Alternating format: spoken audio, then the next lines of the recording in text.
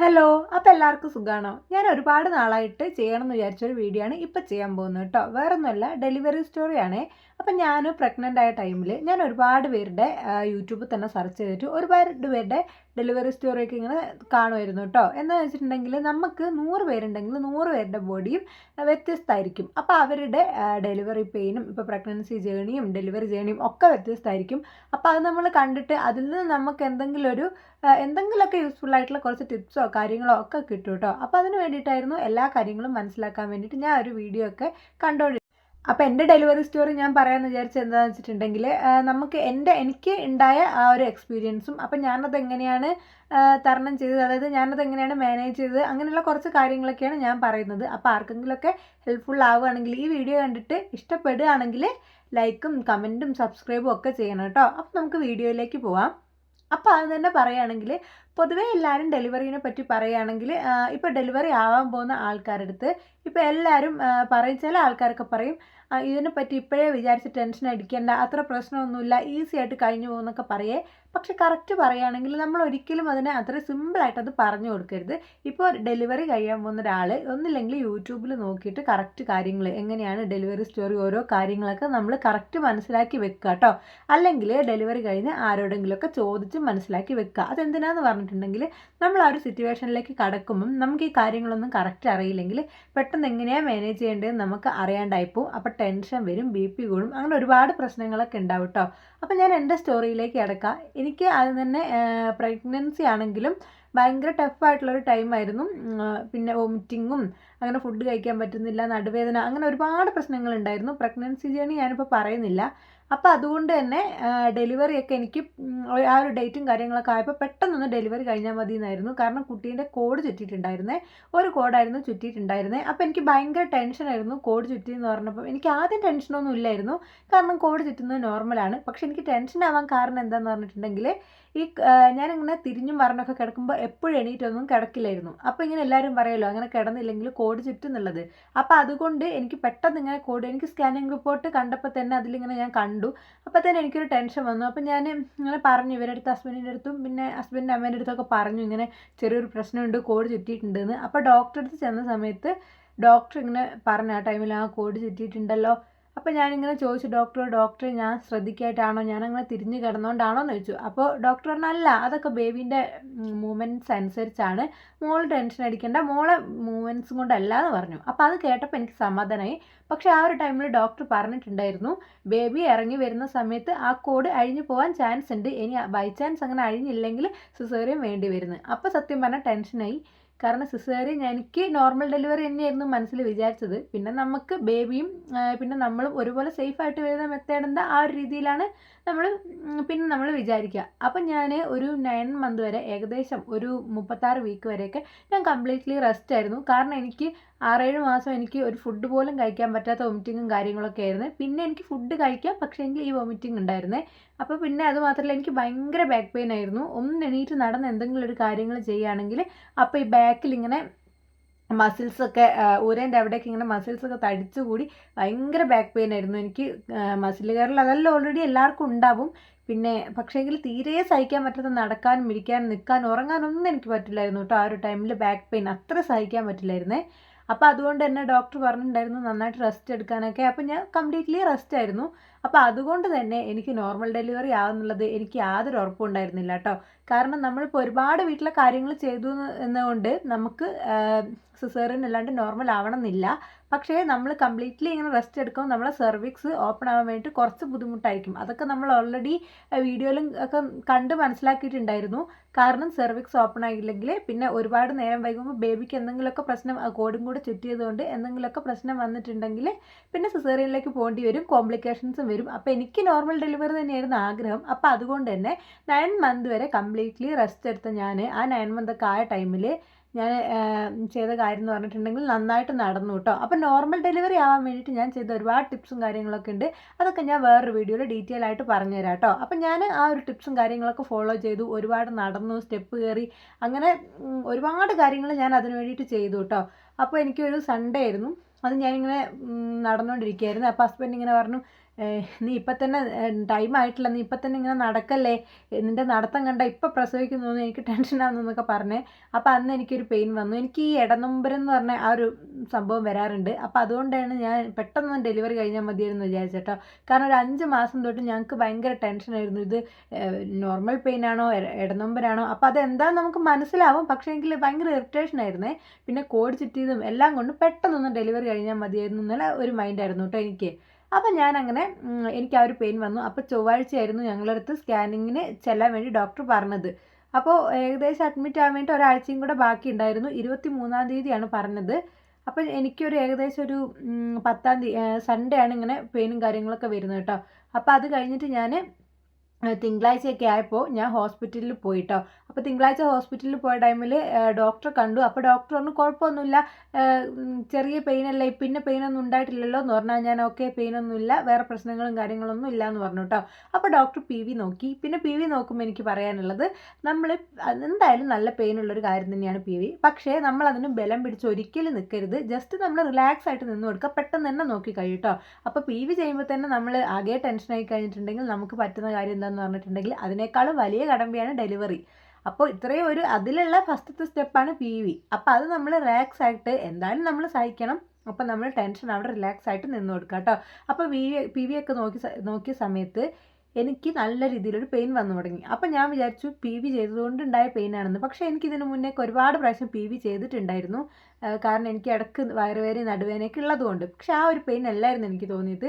എനിക്ക് പിന്നെയും കണ്ടിന്യൂസ് ആയിട്ട് പെയിൻ തോന്നി. അപ്പോൾ ഹസ്ബൻഡിൻ്റെ അമ്മയായിരുന്നു ഉണ്ടായിരുന്നത്. അപ്പോൾ ഞാനിങ്ങനെ പറഞ്ഞു എനിക്ക് പെയിൻ വരുന്നുണ്ട് എന്ന് പറഞ്ഞു.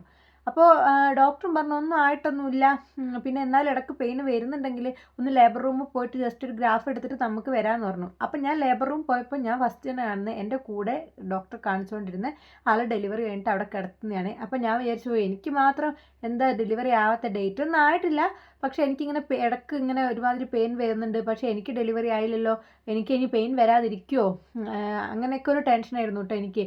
അപ്പോൾ അവിടെ ചെന്ന് അവർ പറഞ്ഞു കുഴപ്പമൊന്നുമില്ല, ഓക്കെയാണ്, പ്രശ്നമൊന്നുമില്ല, ഡെലിവറി പെയിനൊന്നും സ്റ്റാർട്ട് ചെയ്തിട്ടില്ല എന്ന് പറഞ്ഞു.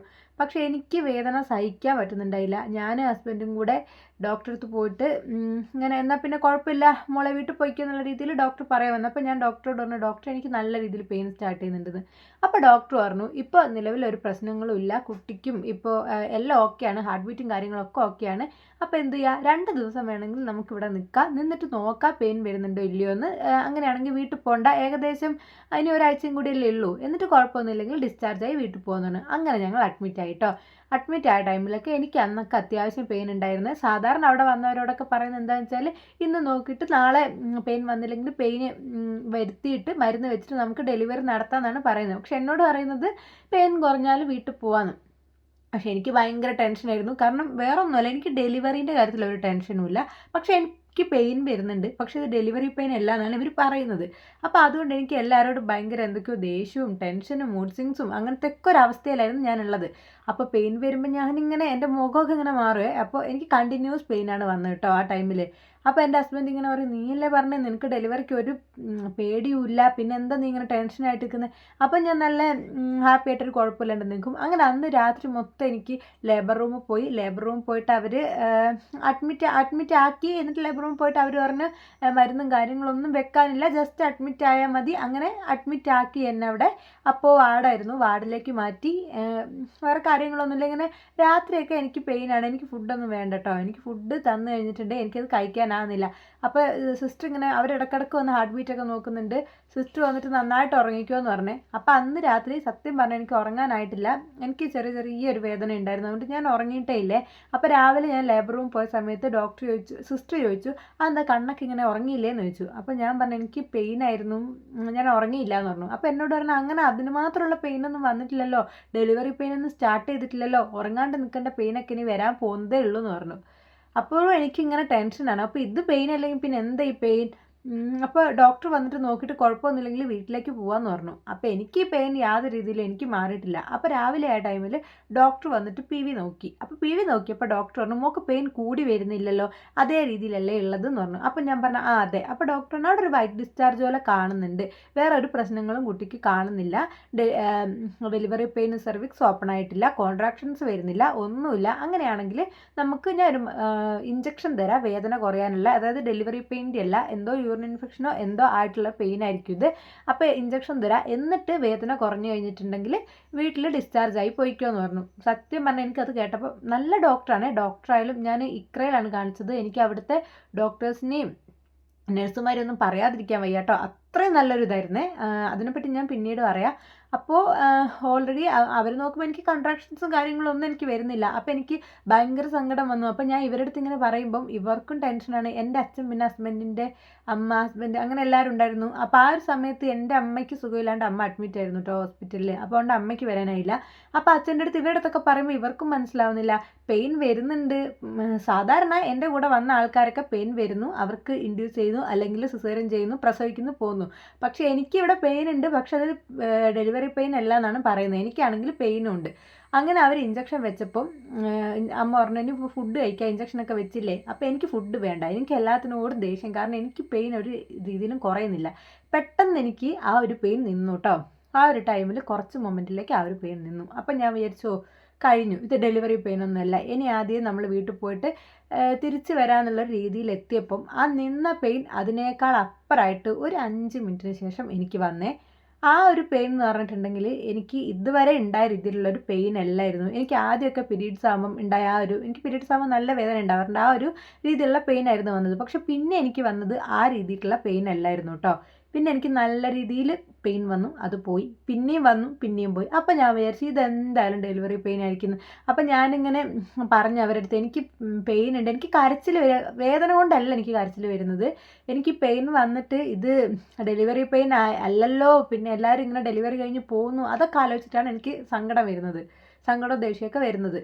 അപ്പോൾ ഇങ്ങനെ ഇവർ പറഞ്ഞു, അമ്മയും അച്ഛനും ഹസ്ബൻഡും എല്ലാവരും പറഞ്ഞു ചെല്ല് ലേബർ റൂമിൽ ചെല്ല്, സിസ്റ്ററോട് പറയാം. ഞാൻ പറഞ്ഞു ഇല്ല ഞാൻ പോവില്ല, എന്ത് ഡെലിവറി പെയിൻ അല്ല എന്നല്ലേ പറയാം. അപ്പോൾ ഇതിന് മുന്നേ തന്നെ ഹസ്ബൻഡിനെ ഞാൻ അവിടുന്ന് പറഞ്ഞു വിട്ടിട്ടുണ്ട്. പറഞ്ഞു വിട്ടെന്ന് പറഞ്ഞിട്ടുണ്ടെങ്കിൽ ഹസ്ബൻഡ് ആ ഒരു ടൈമിൽ സ്കൂളിൽ പോകുന്നുണ്ടായിരുന്നു, രാവിലെ വൈകുന്നേരവും ബസ്സിൽ. അപ്പോൾ എനിക്ക് നോർമൽ ഡെലിവറി ഉണ്ടാവില്ല എന്ന് വിചാരിക്കുന്നതുകൊണ്ട് തന്നെ പോകുന്നില്ല എന്ന് പറഞ്ഞിട്ടും ഹസ്ബൻഡിന് ഉന്തി തള്ളി ഞാൻ വർക്കിന് വേണ്ടിയിട്ട് പറഞ്ഞു വിട്ടിട്ടുണ്ടായിരുന്നേ. ആ ടൈമിലാണ് ഞാൻ ലേബർ റൂം പോകുന്നത്. ചാർജ് ആവുന്നല്ലേ പറഞ്ഞത്, ആ ഒരു ടൈം ആകുമ്പോഴത്തേക്ക് വിളിക്കാമെന്ന് പറഞ്ഞു. അങ്ങനെ ഹസ്ബൻഡ് ഇഷ്ടമല്ലാണ്ട് ഞാൻ നിർബന്ധിച്ചിട്ട് 2 മണിക്കൂറത്തെ വർക്കാനോട് അടുത്ത് തന്നെയാണ് പോയ സമയത്താണ് എനിക്ക് പെയിൻ നല്ല രീതിയിൽ വരുന്നത് കേട്ടോ. അപ്പോൾ ഇവർ ഞാൻ പറഞ്ഞു ഞാൻ എന്തായാലും ലേബർ റൂം പോകുന്നില്ല എന്ന് പറഞ്ഞപ്പം അമ്മയും അച്ഛനും എല്ലാവരും കൂടെ പോയിട്ട് സിസ്റ്റർ അടുത്ത് പറഞ്ഞു ഇവർക്ക് ഇങ്ങനെ പെയിൻ വരുന്നുണ്ടെന്ന്. അപ്പോൾ അവർ ആ കുട്ടീനോട് ലേബർ റൂമിലേക്ക് വരാൻ പറ. ഇതിൻ്റെ ഇടയ്ക്ക് ഇവർ ഹാർട്ട് ബീറ്റൊക്കെ നോക്കുന്നുണ്ടായിരുന്നേ.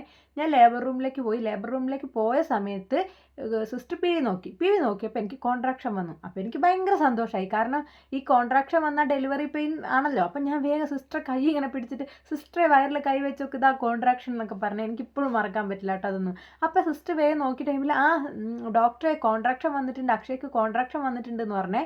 അങ്ങനെ ഡോക്ടർ വന്നു, PV നോക്കി. PVനെ പറ്റിയൊന്നും പറയാത്തത് നല്ലത്, പക്ഷെ അതൊക്കെ സഹിക്കാനുള്ള ആ ഒരു നമുക്കപ്പോൾ ഉണ്ടാവും കേട്ടോ. PV നോക്കിയ സമയത്ത് ഡോക്ടർ പറഞ്ഞു ഇത് കോൺട്രാക്ഷൻ വരുന്നുണ്ട് അല്ലേ, ഇതിങ്ങനെ ഓപ്പൺ ആയില്ലേ എന്നൊക്കെ അവരിങ്ങനെ പറയുന്നുണ്ട്. അപ്പം ഞാൻ ഇങ്ങനെ ചെവി ഊർപ്പിച്ച് നിൽക്കുക കേട്ടോ. വേഗം ഡോക്ടർ പോയിട്ട് അക്ഷയൻ്റെ കൂടെ ആരാളുള്ള, അപ്പം അമ്മേനെ വിളിച്ചിട്ട് ഇങ്ങനെ പറയുകയാണ്. അപ്പം ഞാനാണെങ്കിൽ എന്താണ് ഡോക്ടർ അമ്മേൻ്റെ അടുത്ത് പറയുന്നതെന്ന് അറിയാൻ വേണ്ടി ഇങ്ങനെ ചെവി ഊർപ്പിച്ച് നിൽക്കുകയായിരുന്നു കേട്ടോ. ഡോക്ടർ പറഞ്ഞ് അമ്മേൻ്റെ അടുത്ത് ഡെലിവറി പെയിൻ ആണ്, സ്റ്റാർട്ട് ചെയ്തിട്ടുണ്ട്, വേറെ ഇതുവരെ മരുന്നും കാര്യങ്ങളൊന്നും വെക്കാത്തത്, ഇത് ഒരു കുഴപ്പവും കാര്യങ്ങളൊന്നും ഇല്ല. അപ്പം നമ്മൾ വെറുതെ മരുന്ന് വെച്ചിട്ടുണ്ടെങ്കിൽ ചിലപ്പം ഇൻ കേസ് സിസേറിയൻ ആയി പോയാലോ അപ്പം നോർമൽ ഡെലിവറിക്കുള്ള ചാൻസ് ഉണ്ട്, വേറെ കുഴപ്പങ്ങളൊന്നുമില്ല, അതുകൊണ്ടാണ് മരുന്ന് വെക്കാതിരുന്നത്. നമുക്കിന്ന് രാത്രി വരെ നോക്കാം, അല്ലെങ്കിൽ നാളെ രാവിലേക്കുള്ളിൽ ഡെലിവറി ഉണ്ടാവും. നാളെ രാവിലെ നോക്കിയിട്ട് ഡെലിവറി ഇല്ലെങ്കിൽ നമുക്ക് മരുന്ന് വെക്കാമെന്നുള്ളത് പറഞ്ഞു കേട്ടോ. അപ്പം എനിക്ക് ഭയങ്കര സന്തോഷമായേ, എനിക്ക് പറഞ്ഞറിയിക്കാൻ പറ്റില്ല ആ ഒരു മൊമെൻറ്റ് കേട്ടോ. അപ്പം ഞാൻ വേഗം, അപ്പോൾ അവർ പറഞ്ഞു ലേബർ റൂമിൽ നിൽക്കണ്ട, മോള് പുറത്ത് പോയിട്ട് അത്യാവശ്യം നടക്കുകയൊക്കെ ചെയ്തോ എന്നൊക്കെ പറഞ്ഞു കേട്ടോ. അപ്പോൾ ഞാൻ അതുവരെ നടക്കാൻ ശ്രമിച്ചിട്ട് അവരെന്നെ നടക്കാനൊന്നും സമ്മതിച്ചിട്ടുണ്ടായില്ല. തളർന്നു പോകും, മുന്നേ ഇങ്ങനെ വെറുതെ നടക്കണ്ടെന്നൊക്കെ പറഞ്ഞിട്ട് അപ്പോൾ എനിക്ക് ഭയങ്കര സന്തോഷമായി. അപ്പോൾ ഞാൻ ഹസ്ബൻഡിനെ ഇങ്ങനെ വിളിച്ചിട്ട് പറഞ്ഞു, ഇന്ന് രാത്രി ഡെലിവറി ആവും അല്ലെങ്കിൽ നാളെ ആവുമെന്നാണ് പറയുന്നത്. അതിന് മുന്നേ അമ്മ വിളിച്ച് പറഞ്ഞിട്ടുണ്ടായിരുന്നേ. അപ്പോൾ ഹസ്ബൻഡിന് വേഗം ടെൻഷനായി. നീ പറഞ്ഞിട്ടല്ലേ ഞാൻ പോയത്, ഇപ്പോൾ ഒന്നും ഉണ്ടാവില്ലെന്നല്ലേ പറഞ്ഞ്, അങ്ങനെയൊക്കെ പറഞ്ഞിട്ട്. അപ്പോൾ ഹസ്ബൻഡ് വേഗം വന്ന് നടക്കുമായിരുന്നു. നല്ല രീതിയിൽ ഞാൻ നടന്നപ്പോൾ എനിക്ക് പെട്ടെന്ന് എന്തോ ഒരു എന്താ പറയുക, നടന്നുകൊണ്ടിരുന്ന ടൈമിൽ സത്യം പറഞ്ഞിട്ടുണ്ടെങ്കിൽ അറിയാണ്ട് യൂറിനേറ്റ് ചെയ്തു പോയി നടന്ന ടൈമിൽ. അപ്പോൾ ഈ ഒരു ഡെലിവറി ടൈമിൽ നമുക്ക് എന്തൊക്കെയാണ് സംഭവിക്കുന്നതെന്ന് നമുക്ക് പറയാൻ പറ്റില്ല. എന്താണെന്ന് വെച്ചിട്ടുണ്ടെങ്കിൽ വയറ് കഴുകിയിട്ടുണ്ടായിരുന്നു. അപ്പോൾ അതുകൊണ്ടാണ് അങ്ങനെ സംഭവിച്ചത് കേട്ടോ. പിന്നെ ഡ്രസ്സൊക്കെ മാറി. പിന്നെ എനിക്ക് പെയിൻ വരുന്നുണ്ട്. പക്ഷേ പെയിൻ നല്ല രീതിയിൽ തന്നെ എനിക്ക് പെയിൻ വരുന്നുണ്ട്. ആ ഒരു ടൈമിൽ ഞാൻ നടക്കും, പിന്നെ കുറേ റിലാക്സ് ആയിട്ട് നിൽക്കും. പിന്നെയും പെയിൻ, ഞാൻ കിടന്നിട്ടേ ഇല്ല. പെയിൻ വരുന്ന ടൈമിൽ ഞാനിങ്ങനെ നടന്നിട്ട് കുറേ ബ്രീത്തിങ് എക്സസൈസും അങ്ങനെയൊക്കെ ചെയ്ത്, അപ്പോൾ നല്ല രീതിയിൽ പെയിൻ വരുമ്പോൾ ഞാനിങ്ങനെ കമ്പിയിൽ ഇങ്ങനെ മുറുക്ക ഞാൻ പിടിക്കും. അപ്പോൾ ഞാൻ പറഞ്ഞു എനിക്ക് പൈനാപ്പിൾ വേണം, പൈനാപ്പിൾ കഴിച്ചിട്ടുണ്ടെങ്കിൽ നമുക്ക് ലേബർ ഈസി ആവുന്നൊക്കെ ഞാൻ ഒരുപാട് കേട്ടിട്ടുണ്ട്. അപ്പോൾ വെറുതെ അല്ല, കുട്ടി സേഫ് ആയിരിക്കും, ഒരു പ്രശ്നം ഉണ്ടാവില്ല എന്നൊക്കെ ഉറപ്പായിട്ട് ഞാൻ പൈനാപ്പിൾ കഴിക്കുന്നൊന്നും ഞാൻ ആരോടും പറയില്ല കേട്ടോ. കാരണം നമുക്കറിയില്ല എല്ലാവരുടെ ബോഡിക്ക് അത് പറ്റുമെന്നുള്ളത് കേട്ടോ. അപ്പോൾ ഞാൻ ട്രൈ ചെയ്ത് നോക്കിയ കാര്യമാണ് പറഞ്ഞത്. ഞാൻ കഴിച്ചു. അത് കഴിച്ച് കഴിഞ്ഞപ്പോഴാണ് എനിക്ക് ശരിക്കും സെർവിക്സ് ഓപ്പൺ ആയതെന്നാണ് ഞാൻ എപ്പോഴും വിശ്വസിക്കുന്നത്. കാരണം കഴിച്ച് കഴിഞ്ഞപ്പോൾ എനിക്ക് നല്ല രീതിയിൽ വൊമിറ്റ് ചെയ്തേ. നമ്മുടെ സെർവിക്സ് ഓപ്പൺ ആകുമ്പോഴാണ് നമുക്ക് നല്ല രീതിയിൽ വൊമിറ്റ് ചെയ്യുക. അപ്പോൾ ആകെ വൊമിറ്റ് ചെയ്ത് ഫുള്ള് ഞാൻ ക്ഷീണമായിപ്പോയി. അപ്പോൾ ഹസ്ബൻഡ് അമ്മയും അവിടെ മരിച്ച സ്ഥലത്ത് പോയതായിരുന്നേ. അപ്പോൾ അവർ വന്നിട്ടുമില്ല. എനിക്ക് പിന്നെ ഞാനങ്ങ് ക്ഷീണിച്ചു പോയി. കാരണം തലേന്ന് ഈ ഒരു പെയിൻ അനുഭവിക്കുകയല്ലേ. അപ്പം പെട്ടെന്ന് തന്നെ ക്ഷീണിച്ച ടൈമിൽ ലേബർ റൂമിൽ ഇവർ അച്ഛനും എല്ലാവരും കൂടെ ലേബർ റൂമിൽ കയറ്റി. അപ്പോൾ അവർ പറഞ്ഞു കറക്റ്റ് 7 മണിയാകുമ്പോൾ ലേബർ റൂമിലേക്ക് വരണം, എന്നിട്ട് നമുക്ക് നോക്കാം എന്താ ചെയ്യേണ്ടതെന്നുള്ളത്. ആ ഒരു ടൈമിൽ ഡോക്ടർ വരികയെന്ന് പറഞ്ഞു. അപ്പോൾ പിന്നെ ഞാൻ നോക്കുമ്പോൾ എനിക്ക് പിന്നെ ഞാൻ വെച്ചോ ഞാനിപ്പോൾ തന്നെ ഇനി പ്രസവിക്കുമോ, 7 മണിയൊക്കെ ആകുമ്പോൾ ഞാൻ പ്രസവിക്കുമോ, ഞാൻ അങ്ങനെയൊക്കെയാണ് ചിന്തിക്കുന്നത്. നല്ല വേദനയുണ്ടെന്നെ. അപ്പം ഞാൻ ലേബർ റൂമിൽ കയറി പോകുന്നത് ഇനിയിപ്പോൾ പ്രസവിച്ച് കഴിഞ്ഞിട്ടൊക്കെ ആയിരിക്കും വരുള്ളൂ എന്നുള്ള രീതിയിലാണ്. അപ്പം കയറിയപ്പോൾ തന്നെ സിസ്റ്റർ പറഞ്ഞു, മോളെ ഇതായി വരുന്നേ ഉള്ളൂ, മോൾ ഇന്ന് ഉറങ്ങി റിലാക്സ് ആയിട്ട് വന്നാൽ മതി, എന്തെങ്കിലും പ്രശ്നം ഉണ്ടെങ്കിൽ ഇങ്ങോട്ട് വന്നാൽ മതി എന്ന് പറഞ്ഞു. അങ്ങനെ അവരവിടുന്ന് പറഞ്ഞ് പിന്നെ ഞാൻ ലേബർ റൂമിൻ്റെ പുറത്തേക്ക് ഇറങ്ങി കേട്ടോ. പിന്നെ കുറേ അമ്മേൻ്റെ കൈ പിടിച്ച് നടക്കും, അച്ഛൻ്റെ കൈ പിടിച്ച് നടക്കും. അങ്ങനെ ഓരോരുത്തരുടെ കൈ പിടിച്ച്, കൂടെയുള്ള ആൾക്കാരെ കൈയൊക്കെ പിടിച്ച് ഞാൻ ഇങ്ങനെ നടക്കുക. പെയിൻ വരുമ്പം അവിടെയുള്ള കർട്ടൻ്റെയൊക്കെ അവസ്ഥ എന്താ എനിക്കറിയില്ല. ആ കർട്ടൻ ഞാൻ ഇങ്ങനെ പിടിച്ച് ഞാൻ വലിക്കും. പക്ഷേ ഞാൻ കരഞ്ഞിട്ടില്ല കേട്ടോ. ഞാനൊരു ഒച്ചയിട്ട് ഞാൻ കരഞ്ഞിട്ടേ ഇല്ല. എനിക്ക് നല്ല രീതിയിൽ എനിക്ക് പെയിൻ വന്നു. അപ്പോൾ ഹസ്ബൻഡ് ഇങ്ങനെ ഓരോന്നും പറഞ്ഞ് എന്നെ ഇങ്ങനെ ട്രോൾ ചെയ്യുക. അപ്പം ഞാനിങ്ങനെ ചിരിച്ച് അങ്ങനെ അത്രയും എൻജോയ് ചെയ്തിട്ടാണ് ഞാൻ ഡെലിവറിക്ക് നിന്നത്. പക്ഷെ ഞാൻ കഴിഞ്ഞ ദിവസം തൊട്ടേ ഞാൻ അനുഭവിക്കുന്ന ഒരു വേദനയാണ്. കഴിഞ്ഞ ദിവസം രാവിലെ തൊട്ടേ, തിങ്കളാഴ്ച രാവിലെ തൊട്ടേ ഞാൻ അനുഭവിക്കുന്ന വേദനയാണ്. ചൊവ്വാഴ്ച 7 മണിയായിട്ടും എവിടെ എത്തിയിട്ടില്ല. അപ്പോൾ എനിക്കിങ്ങനെ ഫുഡ് തന്ന സമയത്ത് എനിക്ക് ഫുഡൊന്നും വേണ്ട, ഫുഡ് കഴിക്കാൻ എനിക്ക് ആവുന്നില്ല. അപ്പോൾ ഒരു 10 മണിയൊക്കെ ആയപ്പോഴും ഞാനിങ്ങനെ അങ്ങോട്ടും ഇങ്ങോട്ടും നടക്കുകയാണ്. അപ്പോൾ നടക്കുന്ന കണ്ടിട്ട് അടുത്തുള്ള ആൾക്കാരൊക്കെ, അതായത് അടുത്തുള്ള ഡെലിവറിക്ക് വന്ന ഓരോ ബൈസ്റ്റാൻഡേഴ്സൊക്കെ പറഞ്ഞിങ്ങനെ, മോളിങ്ങനെ നടക്കണ്ട, തളർന്നു പോകില്ലേ, മോൾ അവിടെ ഇരുന്നോന്ന് പറഞ്ഞു കേട്ടോ. അങ്ങനെ കുറേ കഴിഞ്ഞ് ഫുഡ് കഴിച്ച് തലേന്നേ ആരും ഉറങ്ങിയിട്ടില്ല. അപ്പോൾ എനിക്ക് വേറെ പ്രശ്നമൊന്നുമില്ല. ഞാൻ എല്ലാവരോടും പറഞ്ഞു നിങ്ങൾ ഉറങ്ങിക്കോ, ഞാൻ വാർഡ് തന്നെയാണ് ഉള്ളത്, നിങ്ങൾ ഇങ്ങനെ ഉറങ്ങിക്കോ എന്ന് പറഞ്ഞു. അപ്പോൾ അവരിങ്ങനെ കിടന്നിട്ടേ ഉള്ളൂ, ആരും ഉറങ്ങിയിട്ടൊന്നുമില്ല. ഹസ്ബൻഡും അപ്പുറത്തേക്ക് പോയി, അച്ഛനും അപ്പുറത്തേക്ക് പോയി. അങ്ങനെ വാർഡാണ്. അപ്പോൾ ബാക്കി അവരൊക്കെ വല്യമ്മയും പിന്നെ അമ്മയൊക്കെ ഇങ്ങനെ അവിടെ ഇങ്ങനെ ഇരിക്കുകയാണ്, ഉറങ്ങിയിട്ടൊന്നുമില്ല. അപ്പോൾ എനിക്ക് നല്ല രീതിയിലുള്ള പെയിൻ എന്ന് പറഞ്ഞാൽ സഹിക്കാൻ പറ്റാത്ത പെയിൻ എനിക്ക് വന്നു. എനിക്ക് എന്താ സംഭവിക്കുന്നത് എനിക്ക് മനസ്സിലാവുന്നില്ല കേട്ടോ. ആ രീതിയിലൊരു പെയിൻ വന്ന് അപ്പം ഞാനിങ്ങനെ വയറിലൊക്കെ ഇങ്ങനെ ജസ്റ്റ് പിടിച്ച് ഞാൻ ഇങ്ങനെ എണീറ്റ് നിന്ന് ഇരുന്ന് അവരിടങ്ങാറാക്കണ്ട, അവരുടെ അടുത്ത് പറയേണ്ടതെന്ന് വിചാരിച്ചിട്ട് അവരും ഇത് എൻ്റെ ഈ ഒരവസ്ഥ കണ്ടിട്ട് ഞാനിപ്പോൾ ടെൻഷൻ ആവുന്നില്ലെങ്കിലും കരയുന്നില്ലെങ്കിലും അവർക്കറിയായിരിക്കുമല്ലോ എത്രമാത്രം പെയിൻ. അവർക്കും നല്ല രീതിയിലുള്ള ടെൻഷനും കാര്യങ്ങളൊക്കെ ഉണ്ട്. അപ്പം ഞാൻ എന്താ ഇരിക്കണോ നിൽക്കണോ എന്നറിയാത്തൊരവസ്ഥയിൽ അത്രയും സഹിച്ച് ഞാൻ അവസാനം ഞാൻ പറഞ്ഞു എനിക്ക് പറ്റുന്നില്ല, എനിക്ക് എൻ്റെ ഹസ്ബൻഡിന് ഇപ്പോൾ കാണണം എന്ന് പറഞ്ഞു. ഹസ്ബൻഡ് അന്നേരം പുറത്തേക്ക് പോയിട്ടേ ഉള്ളൂ. അപ്പം എൻ്റെ അച്ഛൻ ഓടി വന്ന് വേഗം ഹസ്ബൻഡിനെ വിളിച്ചു ഫോണിൽ. അപ്പം കിട്ടുന്നില്ല. അച്ഛൻ പോയി നോക്കി, ആ ഒരു ടൈമിൽ പുറത്ത് പോയിട്ടേ ഉള്ളൂ. പോയി നോക്കിയ ടൈമിൽ കാണുന്നില്ല. അപ്പം എന്നോട് പറഞ്ഞു അവനിപ്പോൾ വരുമായിരിക്കും, അവനെ കാണുന്നില്ല എന്ന് പറഞ്ഞു. അപ്പം ഞാൻ പറഞ്ഞു അതൊന്നും എനിക്കറിയില്ല, എനിക്കിപ്പോൾ കാണണം എന്ന് പറഞ്ഞു. അങ്ങനെ ആ വന്ന ടൈമിൽ വേഗം ഹസ്ബൻഡ് എൻ്റെ അടുത്ത് വന്നേ. അപ്പോൾ എനിക്ക് തോന്നി എൻ്റെ കയ്യിൽ നിന്നെല്ലാം പോയി. അതുവരെ പിടിച്ചു നിന്ന് എനിക്ക് തോന്നി സകലതും പോയി. കാരണം എന്താ വേറെ ഒന്നുമല്ല, ഇത്രയും വേദന എനിക്കുണ്ട്, പക്ഷേ ഡെലിവറി ഉണ്ടാകുന്നില്ല. അപ്പം ഞാൻ വിചാരിച്ച എല്ലാം പോയി, ഇനി നോക്കിയിട്ട് കാര്യമില്ല, ഇത്രയും നേരമായി, എനിക്കെന്തോ സംഭവിക്കാൻ പോകണമെന്നാണ് ഞാൻ വിചാരിക്കുന്നത്. ഞാൻ ആ ഒരു ടൈമിൽ ഹസ്ബൻഡ് വന്നവിടെ ഞാൻ പറഞ്ഞു ഞാൻ എന്താവാന്ന് എനിക്കറിയില്ല എന്ന് പറഞ്ഞിട്ട് ഞാനിങ്ങനെ ഹഗ് ചെയ്ത് ആ ഒരു ടൈമിൽ ഞാൻ നല്ല രീതിയിൽ വൊമിറ്റ് ചെയ്തു, യൂറിൻ പാസ് ചെയ്തു. ഒന്നും പറയണ്ട, ലേബർ റൂമിൻ്റെ മുന്നിൽ നിന്ന് എനിക്കുണ്ടായൊരവസ്ഥ. ഞാൻ അത്രയും ഒരു ഇതിലായിപ്പോയി. അപ്പോൾ ഹസ്ബൻഡ് എന്നെ ഇങ്ങനെ പിടിച്ചു വെച്ച് എന്താ ചെയ്യേണ്ടത്, ഇവരെല്ലാവരും ആകെ ഇതായിപ്പോയി. ലേബർ റൂമിൻ്റെ മുന്നിൽ നിന്നല്ലേ ഈ കാര്യങ്ങളൊക്കെ നടക്കുന്നത്. പിന്നെ നമുക്ക് ഇങ്ങനെ യൂറിൻ പാസ് ചെയ്തതാണെന്നാണോ, വൊമിറ്റ് ചെയ്തിട്ട് മേത്തായി, അങ്ങനെയുള്ളൊരു ചിന്തയോ കാര്യങ്ങളോ ഒന്നുമില്ല കേട്ടോ. എങ്ങനെയെങ്കിലും ലേബർ റൂമിൻ്റെ ഉള്ളിൽ പോയാൽ മതി. അപ്പോൾ വേഗം സിസ്റ്റർ വന്നിട്ട് എന്നെ ഇങ്ങനെ ചേർത്ത് പിടിച്ച് കൊണ്ടുപോയി. നമ്മളൊന്ന് ആലോചിക്കണം നമ്മൾ ഏതൊരവസ്ഥയിൽ ആ ടൈമിൽ ഉള്ളതെന്ന്. എന്നിട്ട് പോലും അവരെ ശരിക്കും നമുക്ക് മാലകന്മാരെന്നല്ലാണ്ട് വേറെ ഒന്നും വിളിക്കാൻ പറ്റില്ല കേട്ടോ. അവരിങ്ങനെ ചേർത്ത് പിടിച്ച് ലേബർ റൂമിൽ എന്നെ കൊണ്ടുപോയി. അപ്പോൾ അവിടെ കിടത്തിയിട്ട് അമ്മേൻ്റെ അടുത്തും ഹസ്ബൻഡിൻ്റെ അടുത്തും എല്ലാ അച്ഛൻ്റെ അടുത്തൊക്കെ പറഞ്ഞു, ഫസ്റ്റ് ഡെലിവറിയാണ്, നല്ല ടൈം എടുക്കും, സെർവിക്സ് ഓപ്പണായി വരുന്നേ ഉള്ളൂ, നിങ്ങളിങ്ങനെ ടെൻഷനായി ഇവിടെ നിൽക്കണ്ട, നിങ്ങൾ വാർഡിൽ പോയി നിന്നോ, എന്തെങ്കിലും ആവശ്യം വന്നിട്ടുണ്ടെങ്കിൽ ഞാൻ വിളിക്കാമെന്ന് പറഞ്ഞിട്ട് രണ്ട് സിസ്റ്റർമാരായിരുന്നു കേട്ടുള്ളത്.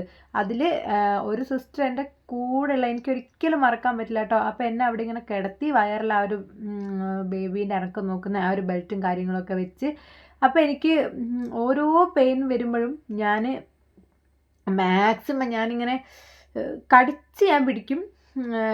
അയ്യോ എന്നൊക്കെ അറിയാണ്ട് പറഞ്ഞു പോകും. എന്നാൽ എനിക്കൊരു വാശിയായിരുന്നു, ഇങ്ങനെ കരഞ്ഞ് വിളിക്കരുത്, പറ്റുന്നതും സഹിച്ച് നിൽക്കണം. കാരണം നമ്മൾ ഈ ഒരു സിറ്റുവേഷനിലൂടെ എന്തായാലും കടന്നു പോകണം. അപ്പം നമ്മളിത് സഹിക്കാന്നല്ലാണ്ട് നമ്മൾ കുറേ കരഞ്ഞത് കൊണ്ടോ ഒന്നും കാര്യമില്ല. എനിക്ക് എൻ്റെ ഒരു ഡെലിവറി എന്ന് മനസ്സിലായ കാര്യം എന്ന് പറഞ്ഞിട്ടുണ്ടെങ്കിൽ നമ്മൾ നല്ല രീതിയിൽ തന്നെ കുറച്ച് ധൈര്യത്തോടെ നിൽക്കുക. നോർമലാണെങ്കിൽ സിസേറിയൻ ആണെങ്കിൽ നല്ല കരയാണ്ട് നിൽക്കുക. നമ്മൾ അധികം കരയൊന്നും ചെയ്യാണ്ട് മാക്സിമം പിടിച്ച് നിൽക്കുക കേട്ടോ. അപ്പോൾ എനിക്ക് നല്ല രീതിയിൽ വേദന വന്ന ടൈമിൽ ഞാൻ സിസ്റ്ററേ എന്ന് പറഞ്ഞ് വിളിക്കും. അപ്പോൾ സിസ്റ്റർ ഓടി വരും. എന്നെ ഫസ്റ്റ് കിടത്തിയത് ലേബർ റൂമിൻ്റെ ഇപ്പുറത്തെ വശത്തായിരുന്നു കിടത്തിയത്. അപ്പോൾ സിസ്റ്റർ വന്നിട്ട് ഇടയ്ക്കിടയ്ക്ക് എനിക്ക് PV നോക്കി തരും. എന്നിട്ട് സിസ്റ്റർ പറയും ഇങ്ങനെ PV നോക്കിയിട്ടുണ്ടെങ്കിൽ സെർവിക്സ് ഓപ്പൺ ആവാൻ വേണ്ടിയിട്ട് ഹെൽപ്പ് ചെയ്യാൻ വേണ്ടിയിട്ടാണ്. അപ്പോൾ ഞാൻ വിചാരിക്കുമോ ഭയങ്കര വേദനയാണെങ്കിൽ അങ്ങനെ ആയിക്കോട്ടെ എന്ന് വിചാരിക്കും.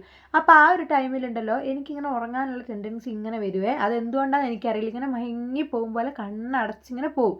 അപ്പോഴായിരിക്കും ഈ പെയിൻ ഇങ്ങനെ കടലാർത്തിരമ്പുന്നത് പോലെ വരുന്നത്.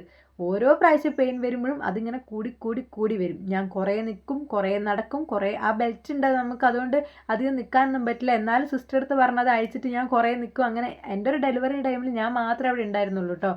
അപ്പോൾ ആ ഒരു ടൈമിൽ ഞാൻ പറഞ്ഞു എനിക്ക് വെള്ളം വേണമെന്ന് പറഞ്ഞു. അപ്പോൾ സിസ്റ്റർ എനിക്ക് വെള്ളം എടുത്തുകൊണ്ട് വന്നു. അപ്പോൾ ഞാൻ പറഞ്ഞു എനിക്കിതല്ല ചൂടുവെള്ളം വേണമെന്ന് പറഞ്ഞു. എന്നുവെച്ചാൽ എനിക്ക് അമ്മേനെയും കൂടെ കാണണമായിരുന്നു, ഹസ്ബൻഡിൻ്റെ അമ്മയാണ്.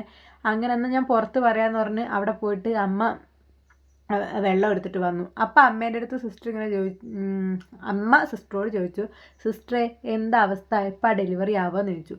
അപ്പോൾ സിസ്റ്റർ പറഞ്ഞു നോർമൽ ഡെലിവറി അല്ലേ അമ്മേ, ഫസ്റ്റത്തെ ഡെലിവറി അല്ലേ, നമുക്കൊന്നും പറയാൻ പറ്റില്ല, പ്രസവത്തിൻ്റെ കാര്യമല്ലേ, ആവുന്നേ ഉള്ളൂ, നമുക്കൊന്നും പറയാൻ പറ്റില്ല എന്ന്. അത് കേട്ടപ്പം എൻ്റെ കംപ്ലീറ്റ്ലി കിളിയും പോയിട്ടോ. ഞാൻ 2-2.5 ദിവസമായി ഞാൻ വേദന സഹിക്കുന്നു, ഇനിയും ഒന്നും ആവില്ല എന്ന് പറഞ്ഞാൽ ഇതെന്താ സംഭവം എന്ന് എനിക്ക് അറിയാണ്ടായി പോയിട്ടോ.